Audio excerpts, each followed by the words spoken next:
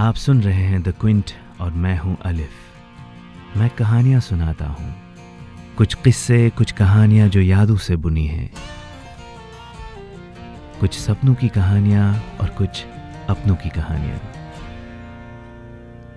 आज की कहानी का नाम है मेरी माँ की शादी। इनका ECG करवा लीजिए। ऐसे ही एक महीने तक वेद का ट्रीटमेंट चलता रहा और वो अब ऑलमोस्ट ठीक हो चुका था।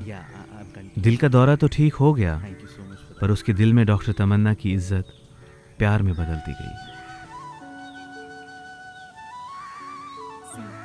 कंसल्टेशंस और ट्रीटमेंट के चलते वैद के मम्मा से अपॉइंटमेंट्स होते रहे और प्यार का पारा भी धीरे धीरे चढ़ता रहा। ऑल्दो उनकी एज के बीच में 8 साल का फासला था, पर वो एक दूसरे से ऐसे कनेक्ट कर पाते थे मानो बचपन के दोस्त हों। डॉक्टर और पेशेंट का रिश्ता क्लोज फ्रेंड्स के रिश्ते में बदल गया।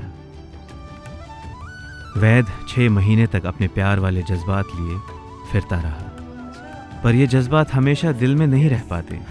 वैद बेचैन था और वो अपने प्यार का इजहार करना चाहता था। दिसंबर की आखिरी शाम जब साल खत्म होने को था, हमारे दरवाजे की बेल बजी। मम्मा ने दरवाज़ा खोला तो दरवाजे पर वैद खड़ा था। ओह हाय, व्हाट अ प्लेजेंट सरप्राइज, मम्मा ने वैद से बोला। सॉरी बिना बताए आ गया, वैद ने मुस्कुराते, घबराते और लड़खड़ाते लफ्ज़ों से कहा। अरे प्लीज़ कम इन, मम्मा वैद से बोली। Thank you. वैद मुस्कुराते हुए अंदर आया और उसने एक खूबसूरत गुलदस्ता मम्मा की तरफ बढ़ाया। This is for you. पिछले कई सालों से मम्मा के लिए ऐसा कोई गुलदस्ता नहीं आया था। मैंने पहली बार होश संभालने के बाद मम्मा के हाथों में एक लड़के का दिया हुआ गुलदस्ता देखा था। एक हेजिटेशन थी जो मेरी डॉक्टर मम्मा के चेहरे पे साफ साफ दिख रही थी। ऐसा होता है ना, जब आप किसी चीज़ को एक्सपेक्ट नहीं करते और अचानक से वो आपके सामने खड़ी हो जाए तो आप उसके होने पे शक करने लगते हैं। मम्मा को इन सब चीज़ों की आदत ही नहीं रही थी, इसीलिए ज़िंदगी में वो पहली बार शायद क्लूलेस लग रही थी। वो ऐसे ही हेजिटेशन में बोली, थैंक यू सो मच, पर इसकी ज़रूरत नहीं थी। उसके बाद दोनों के बीच ढेर सारी बातें हुई।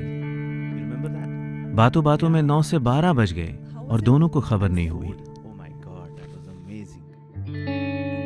आशियाना अपार्टमेंट्स के 20वें फ्लोर की बालकनी में 31 दिसंबर की सर्दी से लिपटी हुई रात में वैद ने मेरी मम्मा से अपने प्यार का इजहार किया।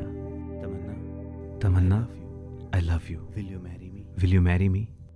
पूरी कहानी सुनने के लिए डिस्क्रिप्शन में दिए गए लिंक पर क्लिक करें। किस्से कहानियां आप Google podcast, Apple podcast, Spotify और जियो सावन पर भी सुन सकते हैं।